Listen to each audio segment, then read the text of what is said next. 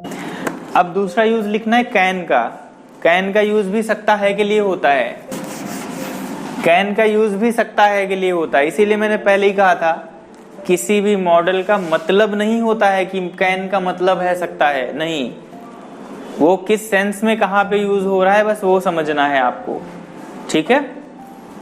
क्योंकि आगे अभी आप कुड पढ़ेंगे, कुड का कई जगहों पे यूज होता है, इट हैज मल्टीपल यूजेस। तो उस कंडीशन में क्या होगा, अगर आप समझ रहे हैं कुड का मतलब ये होता है तो फिर गलत हो जाएगा। तो कैन का यूज कहां पे करते हैं, जैसे मे का यूज आप करते हैं पॉसिबिलिटी के लिए, जहां पे संभावना होती है ज्यादा वहां पे आप यूज करते हैं मे का। कैन का यूज करते हैं जब आप कैपेसिटी मतलब अपनी क्षमता दिखा रहे होते हैं।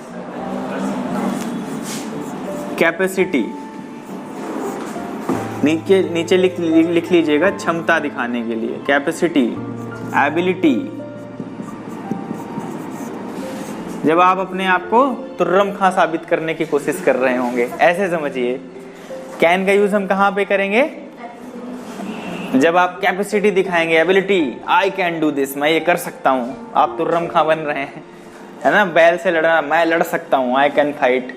एक मारी टक्कर, बैल ने उड़ गए, निकल गई सारी तुर्रम खाई।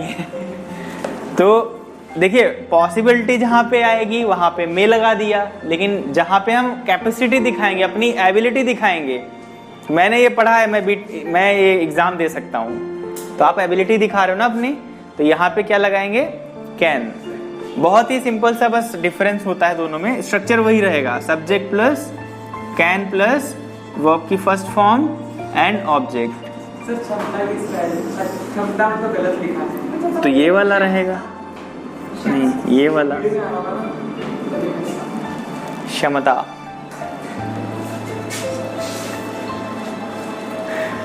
कैपेसिटी, एबिलिटी या फिर अपॉर्चुनिटी।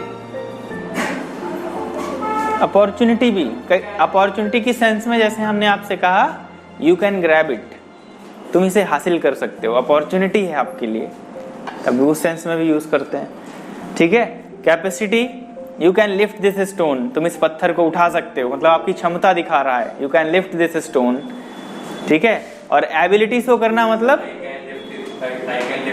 हाँ, you can also speak English, आपकी एबिलिटी है कि तुम भी बोल सकते हो, you can speak English, you can dance, आपकी एबिलिटी है।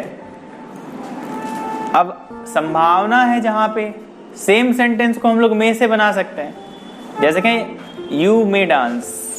अगर आपने किसी से कहा, बहुत ध्यान से समझो इन दोनों चीजों को, अगर आपने किसी से कहा यू मे डांस, इसका मतलब क्या निकल रहा है कि शायद तुम कर पाओ या शायद ना कर पाओ, ठीक है। लेकिन अगर आपने कहा यू कैन डांस, मतलब आप विश्वास से कह रहे हो कि तुम कर लोगे, समझ गए।